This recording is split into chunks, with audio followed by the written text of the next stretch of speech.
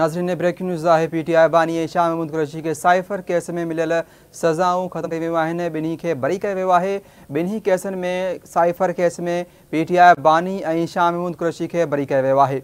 अहम ख़बर आहे, इस्लामाबाद हाई कोर्ट PTI बानी ऐं शाह महमूद कुरैशी के साइफ़र केस में बरी करे छॾियो आहे। ब्रेकिंग न्यूज़ है नाज़रीन। PTI बानी ऐं शाह महमूद कुरैशी के अदालत साइफ़र केस में बरी करे छॾियो आहे।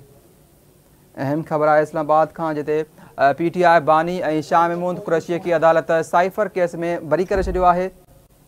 PTI बानी ऐं शाह महमूद कुरैशी की अदालत साइफ़र केस में बरी करे छॾियो आहे। जॾहिं सज़ा मुअतल कई वई आहे, इस्लामाबाद हाई कोर्ट के चीफ जस्टिस आमिर फारूक मुख़्तसिर फ़ैसिलो ॿुधायो आहे। अदालत PTI बानी ऐं शाह महमूद कुरैशी के साइफ़र केस मां बरी करे छॾियो आहे। अदालत पारां PTI बानी ऐं शाह महमूद कुरैशी खे आज़ादु करण जो हुकुम ॾिनो वियो आहे। अहम ख़बर है नाज़रीन, इस्लामाबाद खां PTI बानी ऐं शाह महमूद कुरैशी जी साइफ़र केस में सज़ा मुअतल कई वई आहे। जॾहिं त इस्लामाबाद हाई कोर्ट के चीफ जस्टिस आमिर फारूक मुख़्तसिर फ़ैसिलो ॿुधायो आहे। अदालत PTI बानी ऐं शाह महमूद कुरैशी के साइफ़र केस मां बरी करे छॾियो आहे। अदालत पारां PTI बानी ऐं शाह महमूद कुरैशी खे आज़ादु करण जो हुकुम ॾिनो वियो आहे। अहम ख़बर है नाज़रीन, इस्लामाबाद हाई कोर्ट जॾहिं त अदालत PTI बानी ऐं शाह महमूद कुरैशी के साइफ़र केस मां बरी करे छॾियो आहे। इस्लामाबाद हाई कोर्ट के चीफ जस्टिस आमिर फारूक मुख़्तसिर फ़ैसिलो ॿुधायो आहे। अदालत पारां PTI बानी ऐं शाह महमूद कुरैशी खे आज़ादु करण जो हुकुम ॾिनो आहे। अदालत PTI बानी ऐं शाह महमूद कुरैशी के साइफ़र केस मां बरी करे छॾियो आहे। जॾहिं त सज़ा कलअदम करार ॾिनी वई आहे। इस्लामाबाद हाई कोर्ट के चीफ जस्टिस आमिर फारूक मुख़्तसिर फ़ैसिलो ॿुधायो आहे। बानी PTI ऐं शाह महमूद कुरैशी साइफ़र केस में सज़ा कलअदम करार ॾिनी वई आहे।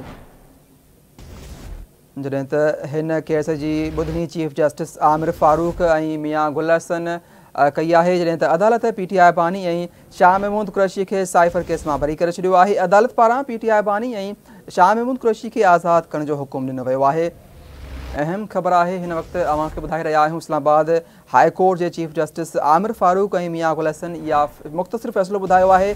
बानी PTI ऐं शाह महमूद कुरैशी जी साइफ़र केस में सज़ा कलअदम करार ॾिनी वई आहे।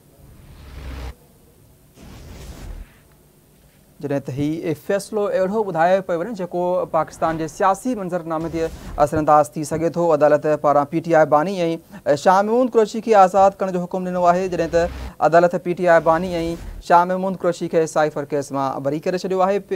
साइफ़र केस में सज़ा कलअदम करार ॾिनी वई आहे। इस्लामाबाद हाई कोर्ट के चीफ जस्टिस आमिर फारूक इहो मुख़्तसिर फ़ैसिलो ॿुधायो आहे।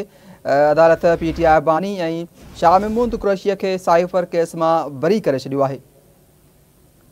अदालत पारां PTI बानी ऐं शाह महमूद कुरैशी खे आज़ादु करण जो हुकुम ॾिनो वियो आहे। अहम ख़बर है नाज़रीन, इन वक़्तु इस्लामाबाद खां, जिते बानी PTI ऐं शाह महमूद कुरैशी जी साइफ़र केस में सज़ा खे कलअदम करार ॾिनो वियो आहे। अदालत PTI बानी ऐं शाह महमूद कुरैशी खे साइफ़र केस मां बरी करे छॾियो आहे।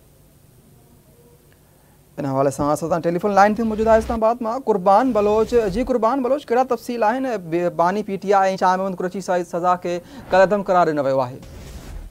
जी बिल्कुल, इस्लामाबाद हाई कोर्ट के बरकुनी बेंच इमरान खान ऐं अॻूणे परदेही वज़ीर शाह महमूद कुरैशी के साइफ़र केस मां बरी करे छॾियो आहे।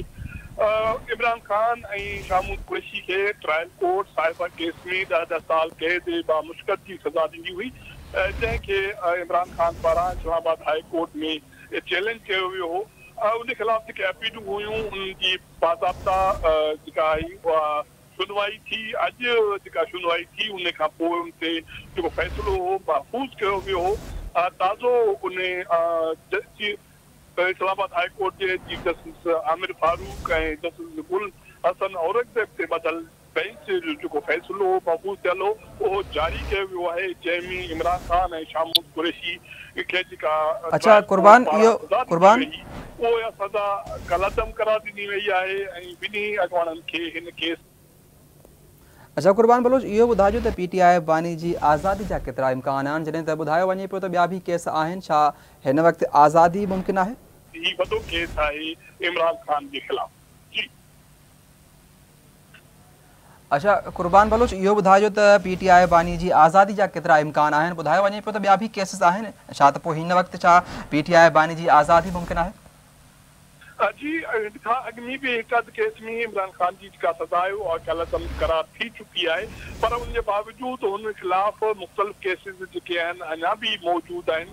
अॼु सुबुह जो बि जेको 9 मई जे हवाले सां बि शामिल कुरैशी ऐं इमरान ख़ान जी जेको हिकिड़े केस में जेका हुई कार्रवाई हुई उहा बि कलअदम करार ॾिनी वई आहे, पर उनजे बावजूदि उन ख़िलाफ़ केतिरा ई दर्जन केस मौजूदु आहिनि, जंहिंजे करे फ़िलहाल फौरी तौर ते इहो नथो चई सघिजे त हू आज़ादु थी वेंदो। बहरहाल जेके मुख्य केस आहिनि उन में उन्हनि जी ख़िलाफ़ सज़ाऊं जेके आहिनि उहे कलअदम करार ॾिनियूं पियूं वञनि इस्लामाबाद हाई कोर्ट तरफ़ां, ऐं उन खां पोइ उन केसनि मां शामिल कुरैशी सां गॾु इमरान ख़ान खे ऐं इन खां अॻु में जेको इमरान ख़ान ऐं संदसि घरवारी खे बि हिकिड़े केस में जेका सज़ा आई उन में बरी कयो वियो हो।